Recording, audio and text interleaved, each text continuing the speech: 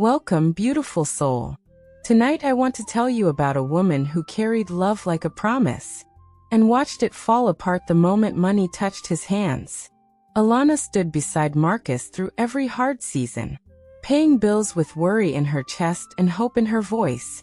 But the day he won $500 million, he spoke to her like a stranger, a woman suddenly too small for his new life. She didn't argue and she didn't beg. She simply picked up her heart and walked away. What he didn't know was that life was quietly preparing her for a return, a rise, and a truth worth more than every dollar he lost. Sit with me. This is the story of a black woman who lost him, but found the one thing he could never buy back: her worth. Morning light stepped softly into the small apartment, touching the walls like it had done 1,000 times before. The space was quiet, almost too calm, like a room holding its breath. Alana tied her hair back with the same steady hands she used to hold her entire life together. Nothing about her movements was rushed. She moved the way people move when they are tired but still gentle with themselves. The kettle whispered on the stove. The old fridge buzzed in the corner. These sounds had been part of her mornings for years, familiar enough to blend into the background of her thoughts. She placed 2 mugs on the table, lining them up neatly out of habit. One for her, one for Marcus. Marcus sat on the couch scrolling his phone, his shoulders tense, his jaw tight, his attention buried in whatever he was reading. He did not look up when she whispered good morning. He only hummed in response, a small sound that landed in the room like a cold drop of water. Alana took a slow breath and sat across from him with her cup. She watched him for a moment. The man she had held through late rent notices, broken appliances, and long nights of worry. They had shared this apartment when it felt like a battlefield, and also when it felt like home. Today it felt like neither. Marcus had been distant for weeks. He came home late. He started hiding his phone screen. He gave excuses that did not match his tone. He ate quickly, spoke even quicker, and left every conversation half-finished. Alana had tried to ignore the shift, telling herself that stress changes people, that life gets heavy, that love sometimes bends before it breaks. But something in his eyes had changed. A restlessness she could not understand had settled across his face like a shadow. Alana wrapped her fingers around her warm mug and let the heat steady her. She wanted to ask if something was wrong. She wanted to ask why he felt so far away even when he sat right in front of her.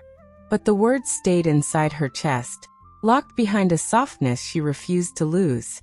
Outside, a car passed slowly on the street. Inside, Marcus finally stood up, grabbed his jacket, and announced that he had errands. No details. No explanation. Just a quick nod and the door closing behind him. Alana sat alone at the table, listening to the quiet he left behind.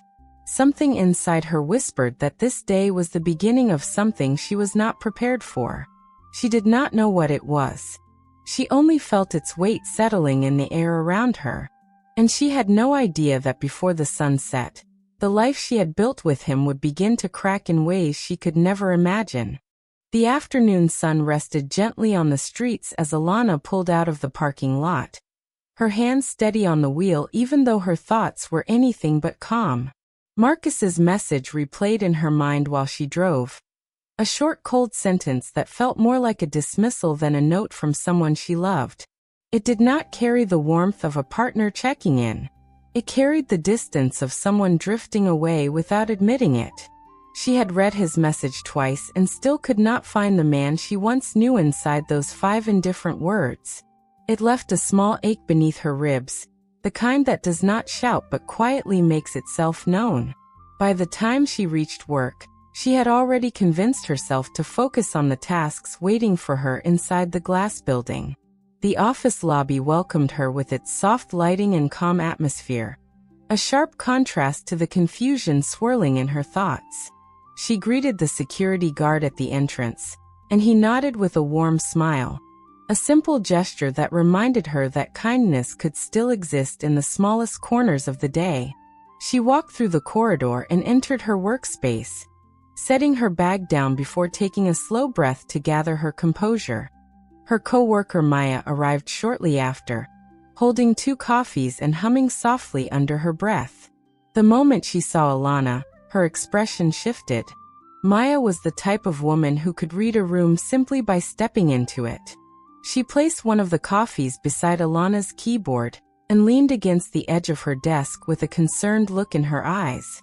"You look like you slept with your thoughts instead of your pillow," she said gently. Alana offered a quiet smile, but it held more weight than warmth.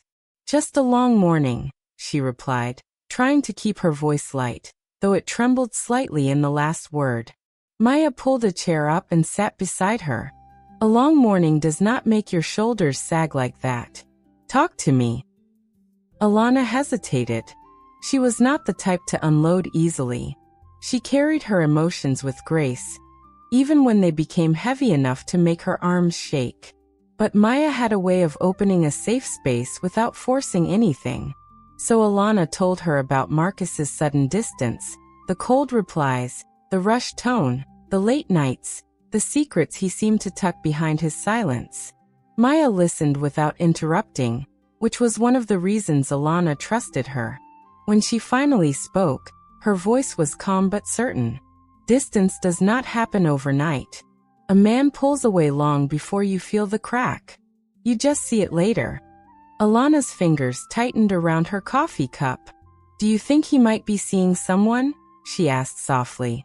Maya shook her head slowly. "If he was, he would be hiding with confidence. Men who cheat act bold. Men who sink into something they cannot control act anxious." She studied Alana carefully. "He sounds anxious." That thought lingered with Alana for the rest of the morning. She went through emails, scheduled appointments, completed reports. Yet her mind returned again and again to the strange changes she had noticed in Marcus. The way he guarded his phone. The late nights with no explanation. The sharpness in his voice when she asked questions. It all lined up like pieces of a puzzle she had not yet assembled. Around noon, she stepped outside with her lunch, craving a moment alone with the sky above her. She sat under the small tree near the lot, watching the sunlight flicker between the leaves as she ate slowly. The air felt different today, heavier somehow. And then her phone buzzed again. She picked it up with a hopeful breath, only for it to fall flat a second later. Another short message from Marcus, almost identical to the one before. He said he would be out late, and that she should not wait up. No question about her day. No curiosity about her feelings. No acknowledgement of her presence in his life. She read his message and felt something tighten inside her. Not anger but a quiet sadness that sank deeper than frustration. She typed a reply asking if everything was all right. She watched the typing indicator appear, blink, disappear, and then stay gone. He had seen her message but chosen silence. That hurt more than any argument ever could. Alana placed her phone face down on her lap and stared at the parking lot asphalt, thinking back to the early days when Marcus would text her small check-ins throughout the day. Things like "eat something," or "I miss your smile," or "how's your afternoon?" She never realized how much comfort those tiny moments brought her, until they vanished completely. When she returned to her desk, she struggled to focus. Her fingers stumbled over the keyboard. She accidentally sent a document without attaching the file. She switched 2 dates by mistake. Maya watched her carefully from across the room before walking over and resting a hand on her shoulder. "Go take a walk," Maya said softly. "Clear your head." Alana nodded and stepped out into the quiet hallway. The soft hum of office lights and distant footsteps felt soothing. She walked slowly, letting her breathing settle with each step. She told herself that maybe Marcus was just overwhelmed. Maybe money problems, job stress, or family issues were weighing on him. Maybe she was overthinking everything. But her heart pushed back against those excuses. On her second loop around the corridor, she paused near the window. There was Marcus outside the building. Her breath hitched as she pressed closer to the glass, careful not to be seen. He was pacing near his car, his voice raised slightly as he spoke to someone over the phone. His tone was urgent, nervous. Nothing about him looked steady. Then something happened that made Alana's pulse thrum in her ears. A man approached the car and handed Marcus a thick white envelope. Marcus grabbed it quickly, almost too quickly, scanning the lot as if he feared someone might be watching. He tucked the envelope under his jacket, climbed inside, and drove away in a rush. The whole exchange looked secretive enough to leave questions that Alana couldn't silence, no matter how hard she tried. She stepped back from the window slowly, her breath uneven. She walked toward her desk in a daze, feeling the world tilt slightly under her feet. Maya looked up immediately. "You look like you saw a ghost," her friend murmured.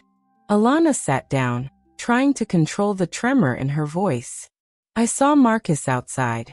He got an envelope from someone. He looked nervous." Maya leaned forward, her face thoughtful in a way that hinted she was connecting dots Alana didn't yet see.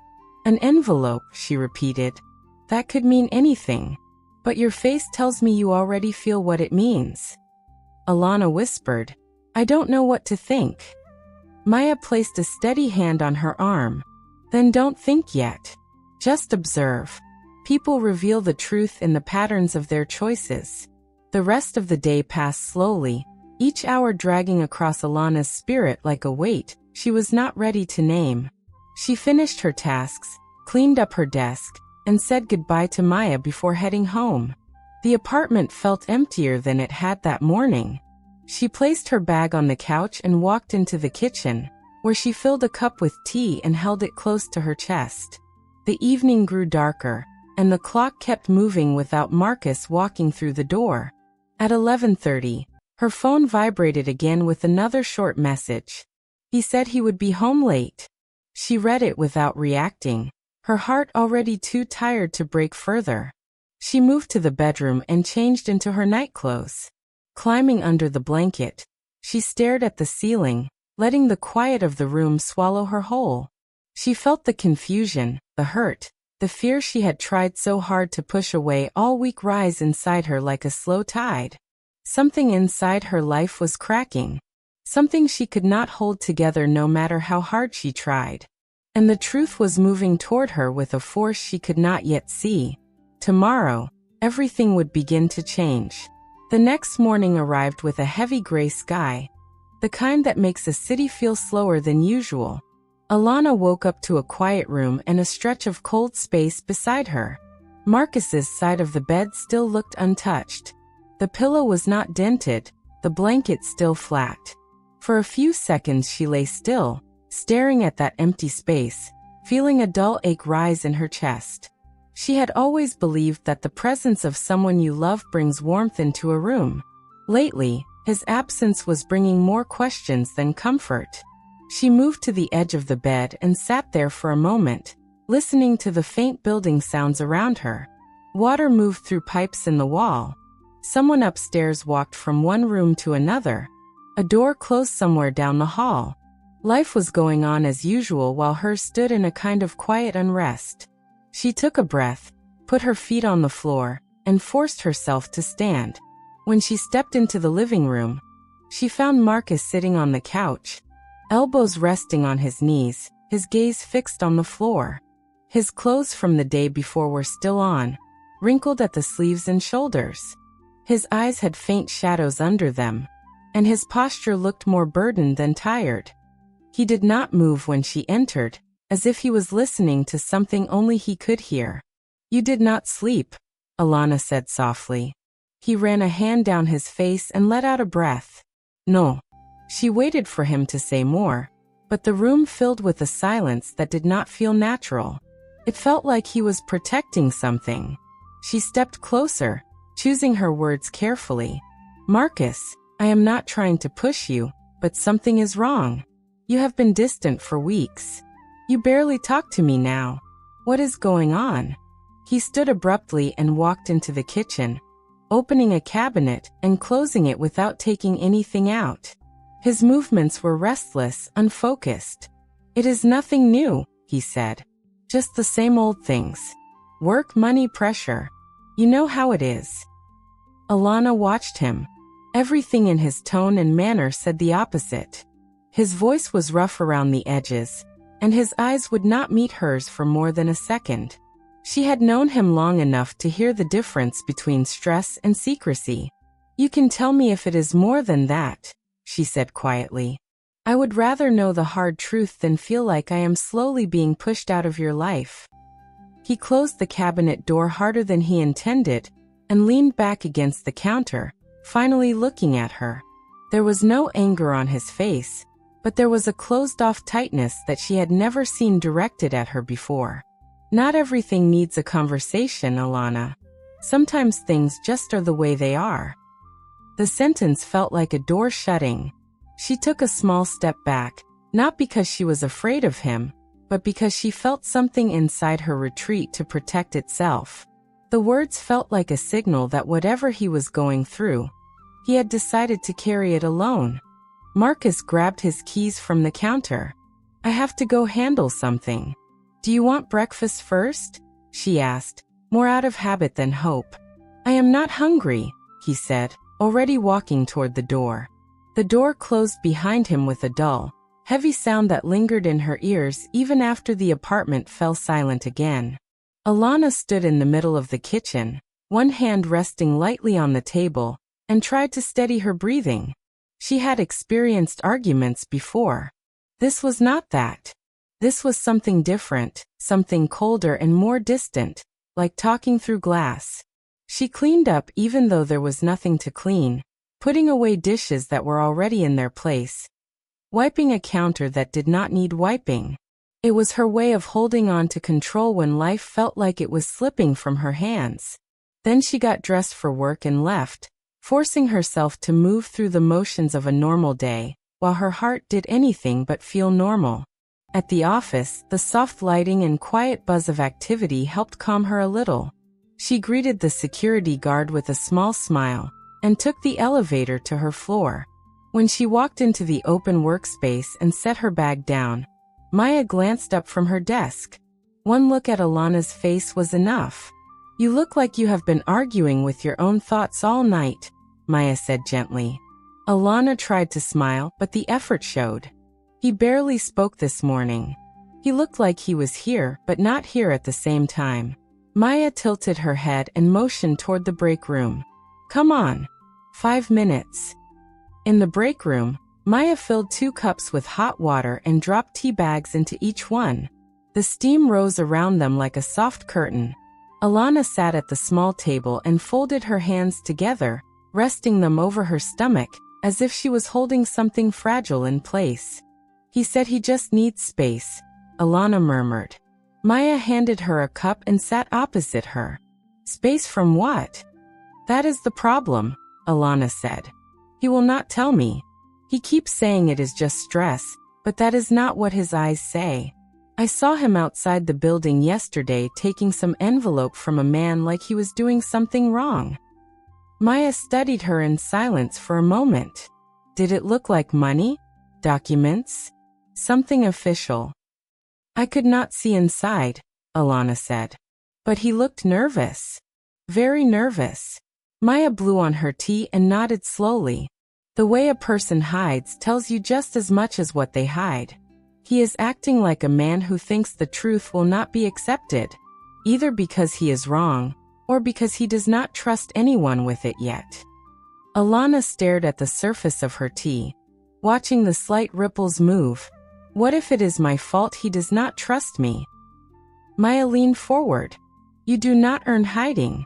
People hide because of their own fear, not because you do something wrong. You have been steady for him. That is clear. Whatever this is, it started outside of you. The reassurance helped, but only a little.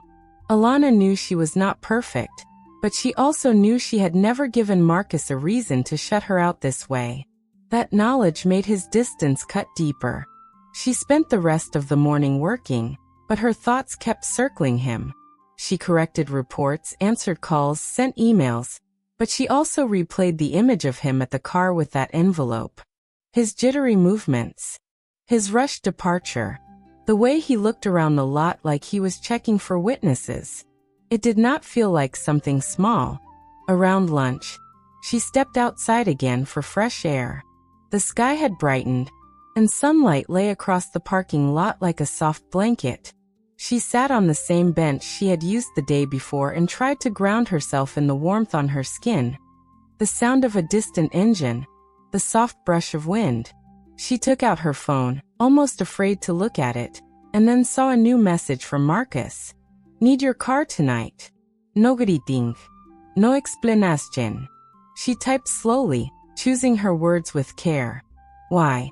Is everything okay? The reply took longer this time. When it came, it was shorter than she hoped. I just need it. Please do not ask questions. She lowered the phone and stared out across the lot. The request itself was not unreasonable. Couples share cars all the time. But in context, with everything else he had been hiding, it felt like one more step away from honesty. One more thing she was being told to accept without understanding. Back inside, she tried to refocus on work, but kept making small errors. She attached the wrong file to an email. She printed the same document twice. She entered the wrong date in a form. None of these were serious mistakes, but they were unlike her. Maya noticed and came over to her desk. You are somewhere else, Maya said. And it is not on this floor. Alana let out a slow breath. He says he needs my car tonight. He will not tell me why. He tells me to stop asking questions. I feel like I am standing outside his life now, not inside it. Maya rested a hand on the edge of the desk. If he is in trouble, he should trust you enough to say so. If he is not, then he should trust you enough to at least reassure you. Squeezing you out without explaining is not fair, no matter what he is facing. Those words gave shape to something Alana had been feeling but had not named. It was not only what Marcus was hiding that hurt. It was the way he was moving through this as if she were not his partner, as if she were an inconvenience in the way of his decisions. By the end of the workday, she felt tired in a way that had nothing to do with physical effort. On the drive home, the city seemed slightly blurred at the edges, as if she were moving through a world that had shifted while she was not looking. When she stepped into the apartment, she did exactly as he had asked. She placed the car keys on the counter and left them there. For a while she stood looking at them, feeling how strange it was that something so small could feel like surrender. Then she made herself a simple dinner, ate alone at the table, and washed the dishes slowly. Every small sound in the apartment felt louder that night. The ticking of the clock, the distant traffic, the faint creak in the floor when she moved from one room to another. Time stretched out, and with every hour that passed without Marcus walking through the door, her worry settled deeper. When there was finally a knock, she sat up straight, heart pounding, only for it to be their neighbor asking if she could hold a package for a day. She smiled politely, agreed, and closed the door gently. The quiet that followed felt heavier than before. She stood near the table for a long moment, one hand resting on the back of a chair, feeling something inside her shift. It was not a loud break. It was the slow realization that she was holding on to someone who was no longer holding on in return.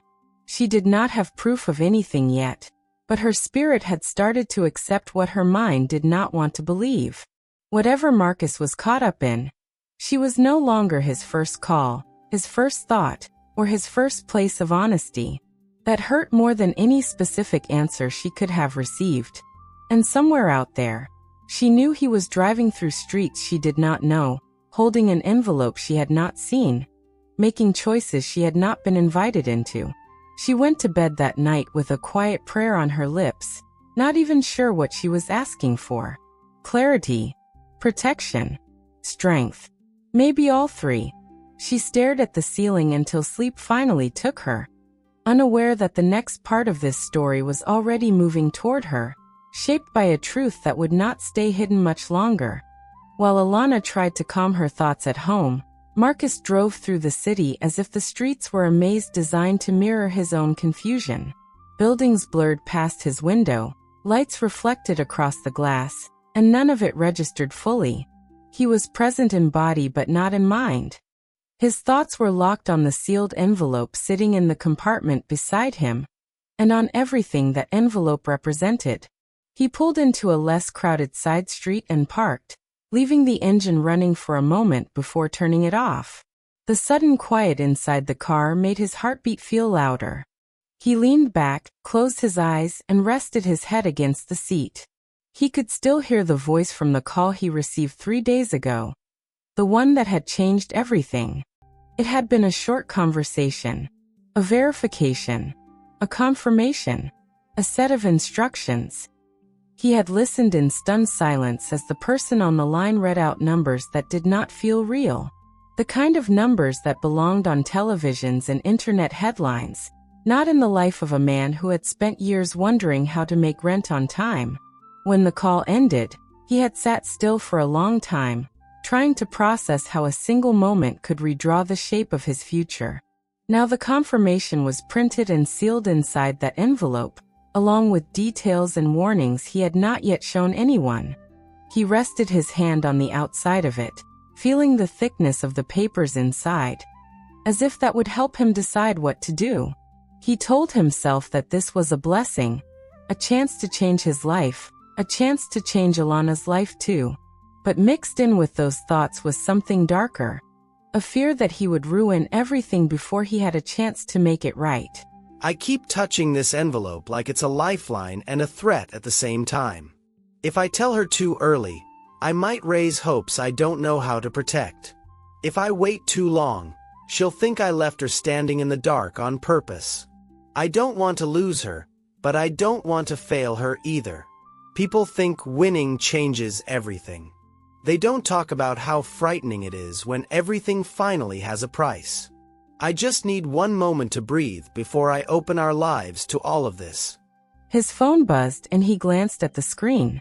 Another message from the unknown number. Do not drag this out. You have a limited window before things get complicated. He typed back slowly. I understand. I just need to make sure I move smart. The reply appeared almost instantly. Smart means fast. Waiting is how people lose control. Handle what you need to handle. Then decide who you tell. He locked the phone and placed it face down. For a long moment he sat there in silence. He thought of Alana. He imagined her face if he walked in and told her the full story. The shock, the questions, the hope, the fear, the expectations. He worried about promising her a new life before he even understood what kind of life was actually possible.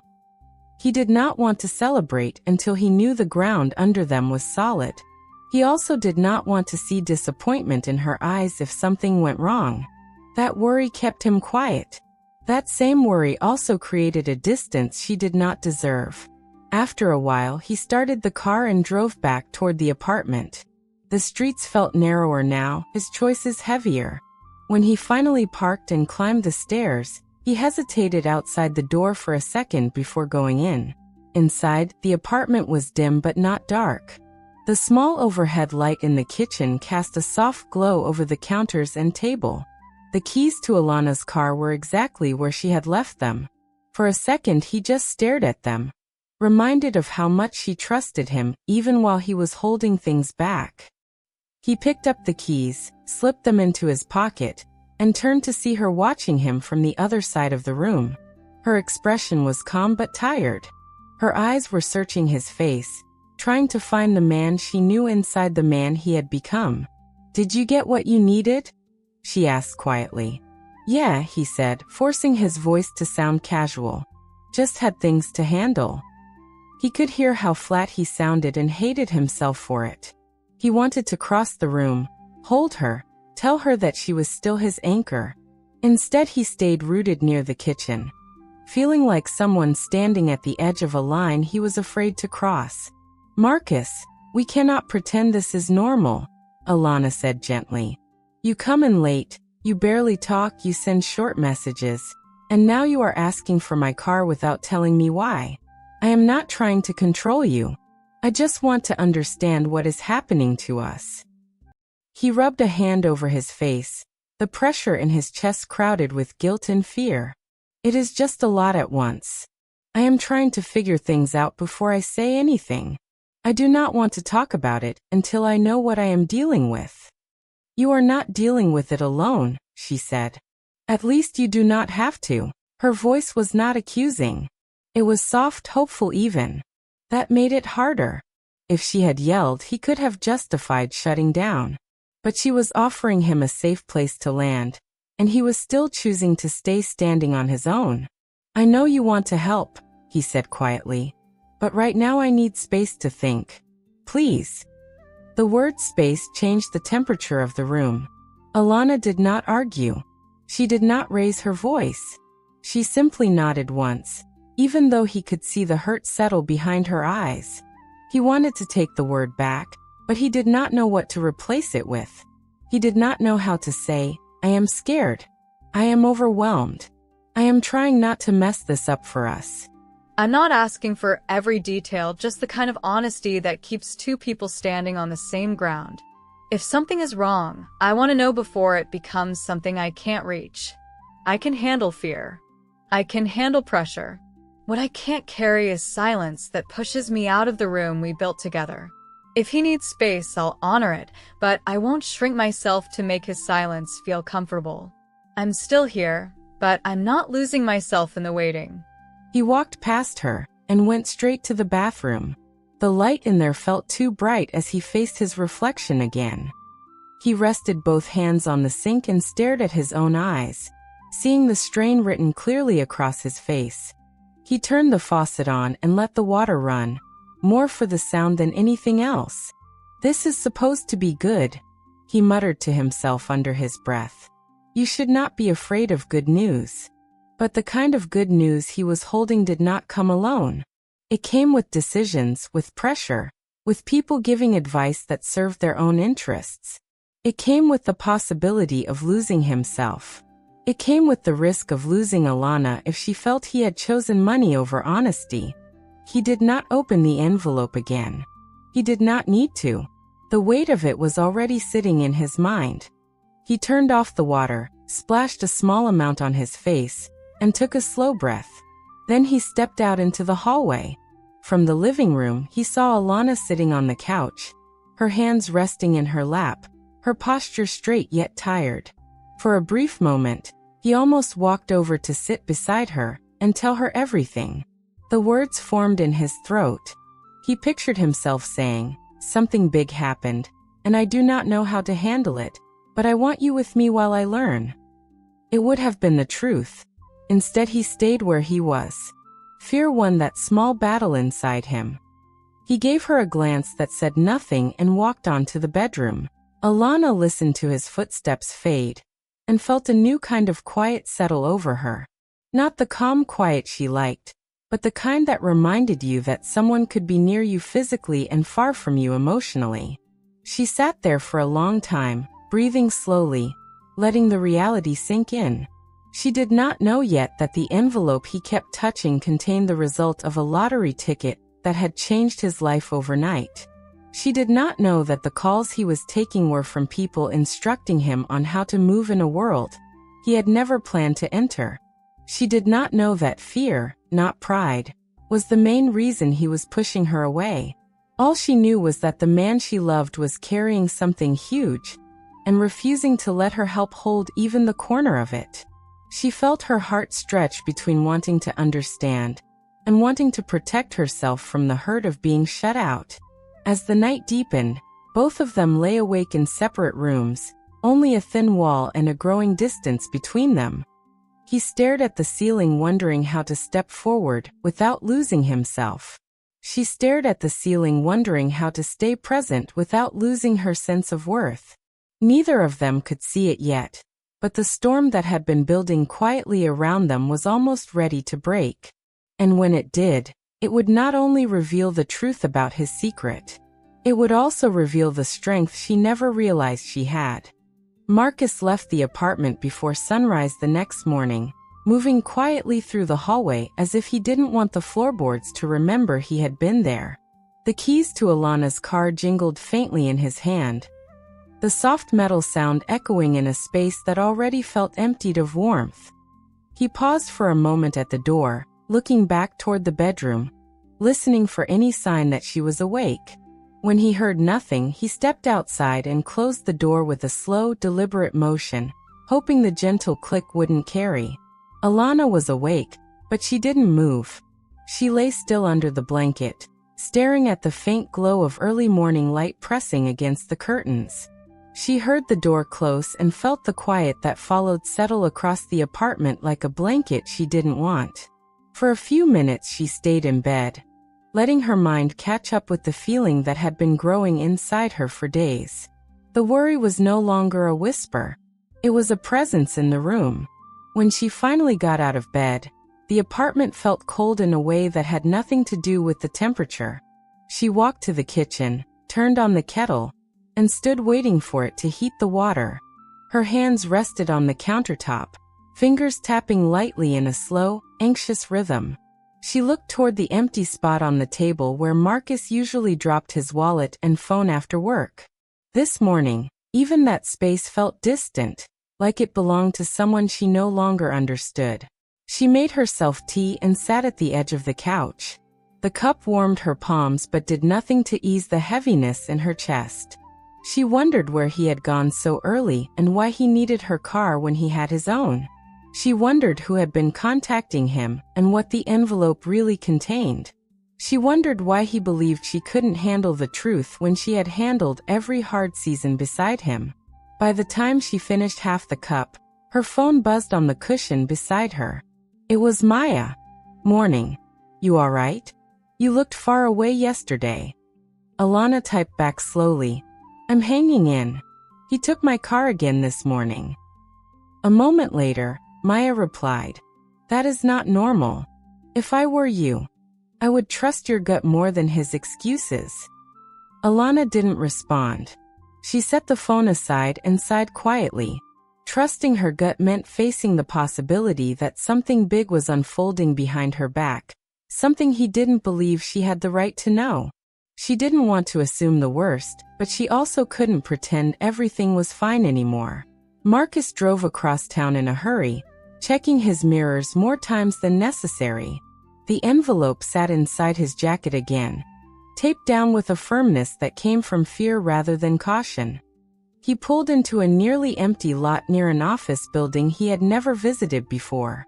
The building wasn't impressive, just a beige square structure with narrow windows and a faded sign near the entrance. But he had been told to come here, and the people contacting him made it clear there was no room for second thoughts.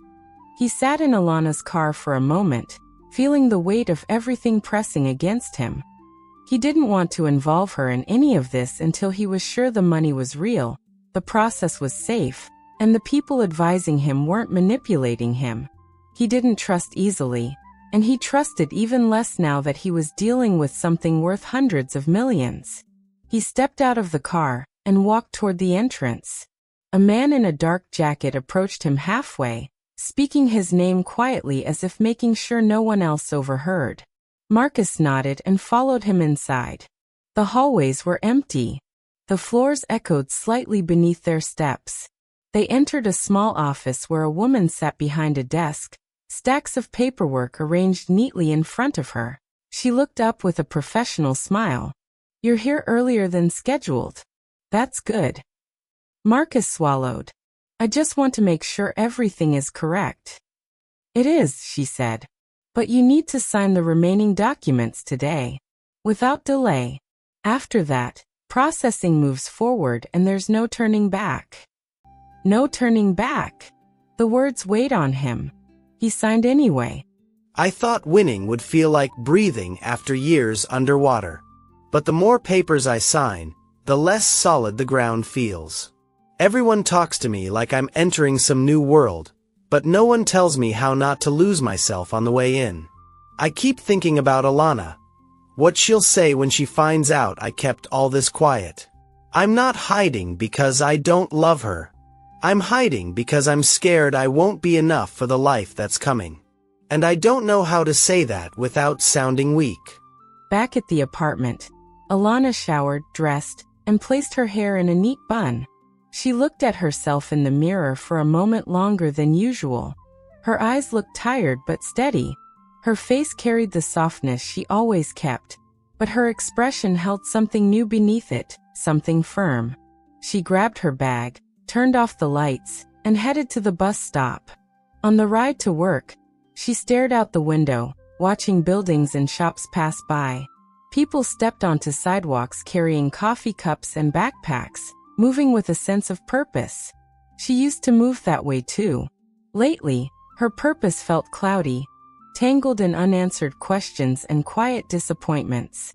When she reached the office, Maya was waiting for her near the elevator. "Talk," Maya said immediately. Alana shook her head. "If I talk right now, I will cry in the lobby." "Then we'll talk later," Maya said, stepping closer and lowering her voice. "But whatever he is doing, do not blame yourself. You're not responsible for someone else's silence." Alana nodded, her throat tightening. The morning passed slowly. She worked through emails, entered data, and coordinated calls. She forced herself to focus, but her mind wandered every few minutes. Around noon, she stepped outside again. This time she didn't sit on the bench. She stood near the sidewalk, letting the sunlight warm her face as she took several slow breaths. Her phone buzzed again. A message from Marcus. "Running late again. Don't wait up." She read the words 3 times. "No affection. No apology. No explanation." Something shifted inside her. A quiet clarity. She typed back, "Okay." Just one word. Not cold, not angry, not desperate. Just a steady acknowledgement. She tucked her phone into her bag and returned inside with her head slightly raised, her steps no longer as unsure. Marcus returned home late that night, walking into the apartment with his shoulders tense and his mind racing. He expected Alana to be asleep, but she was sitting on the couch with a blanket over her legs, a cup of tea untouched on the table. He froze for a moment, unsure of what to say. "You are home late," she said calmly. "I told you I would be," he replied, placing her car keys on the counter. She nodded. "You did." He waited for her to ask questions, but she didn't. That unsettled him more than any confrontation would have. She stood, folded the blanket, and placed it on the back of the couch. Her movements were slow but steady.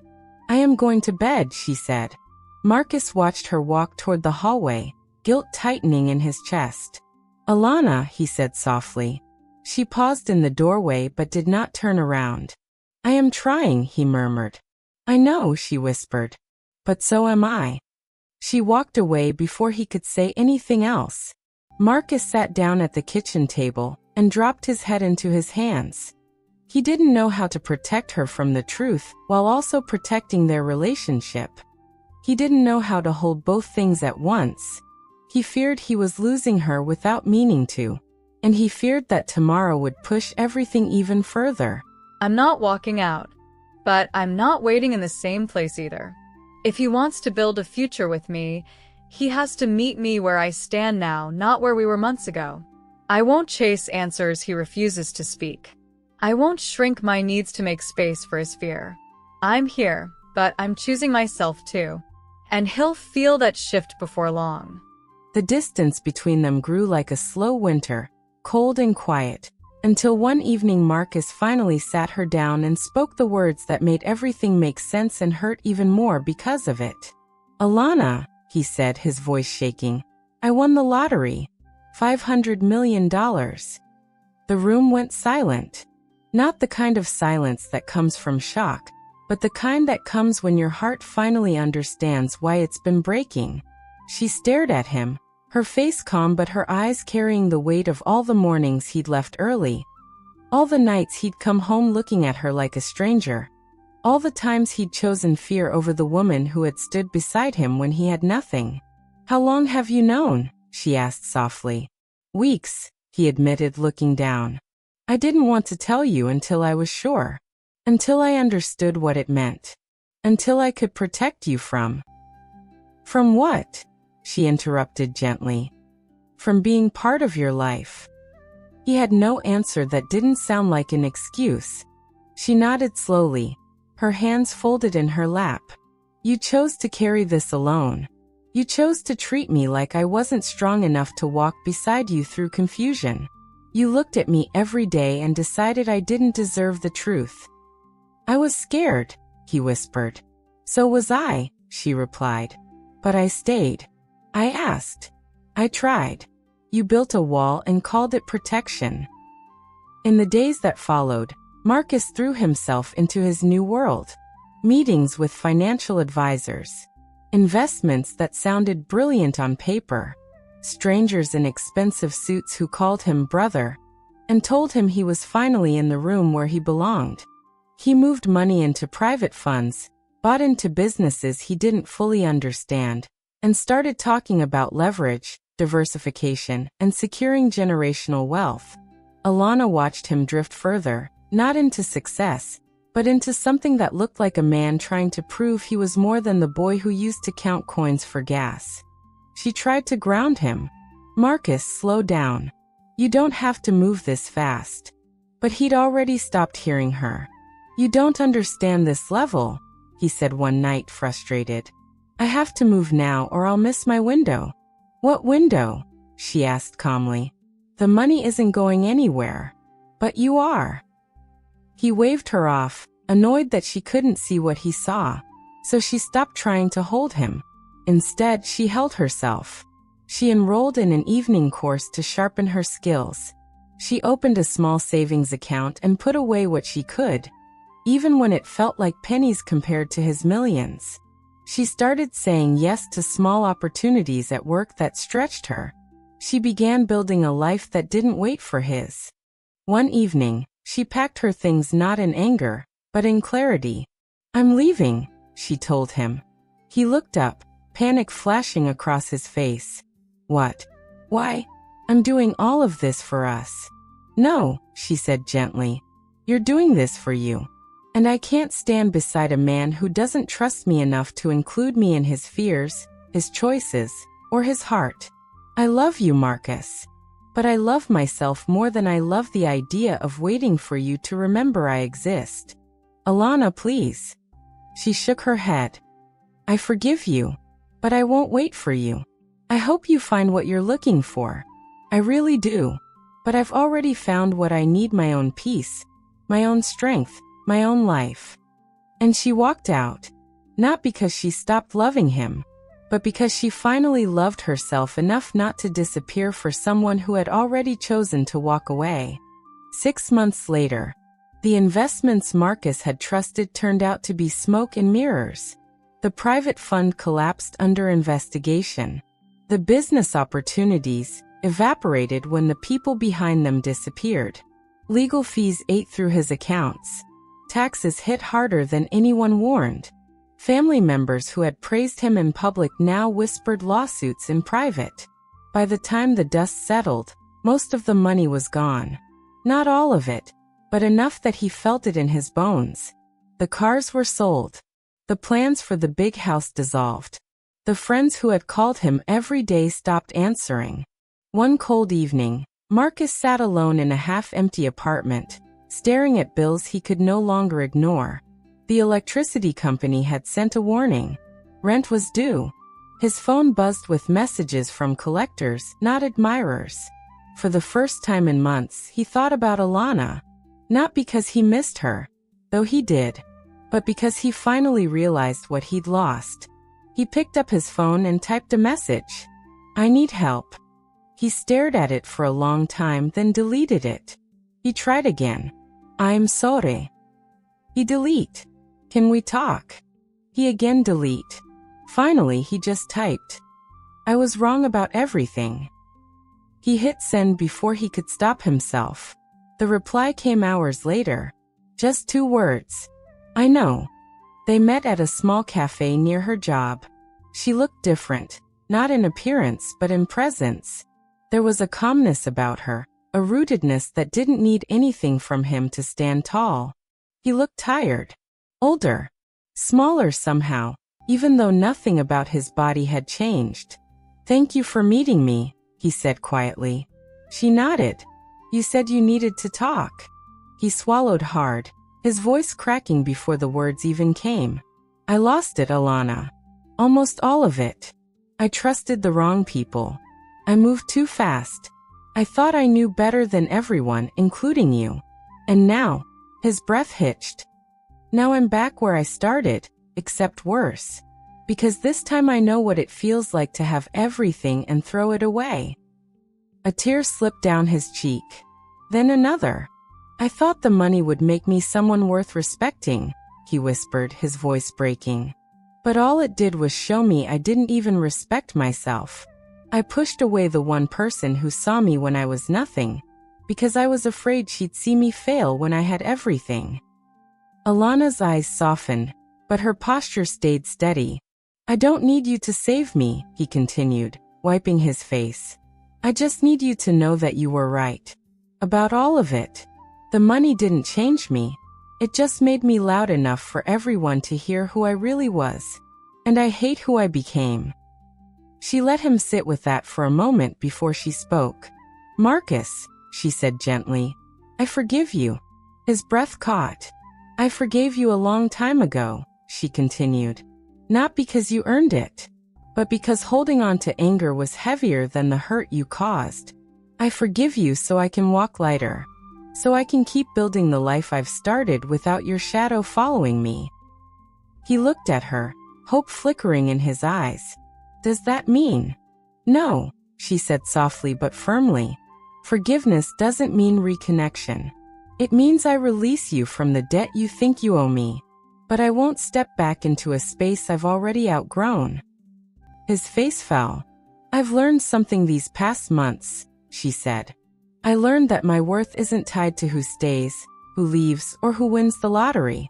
It's tied to how I honor myself when everything around me is shifting. You taught me that, even if you didn't mean to. She leaned forward slightly, her voice kind but unshakable. I hope you rebuild, Marcus. I hope you find your peace. I hope you learn that money was never the enemy fear was.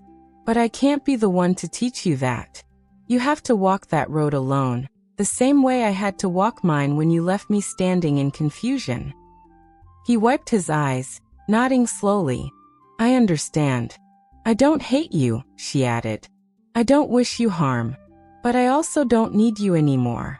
And that's not cruelty. That's growth.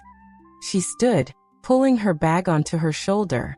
Take care of yourself, she said. And next time life gives you something big, don't let it make you small. She walked out of the cafe with her head high, her step steady, her heart full of a peace that no amount of money could ever buy. Marcus sat alone at the table long after she left, tears streaming down his face. He had won $500 million. And he had lost the only thing that ever made him feel rich. Thank you, beautiful soul, for staying with me until the very end. If you are still here, it means this story touched something quiet inside you. I am grateful you chose to sit with me tonight, to listen, to feel, and to walk through this journey with an open heart. Marcus learned the hardest way that money can open doors, but it can't heal a heart that forgets who stood beside it in the dark. And Alana? She learned something even more powerful. That walking away with your dignity intact is the greatest wealth a woman can carry. If this story spoke to you in any way, let me know by liking the video and sharing it with someone who loves calm, emotional stories. And if you are new here, subscribe to Black Women's Soul so you never miss the next journey. Tap the bell icon so every story reaches you the moment it arrives. Before you go, tell me in the comments which city you are watching from. I always love seeing where my beautiful souls are listening. Until next time, take care of your voice, your heart, and your peace.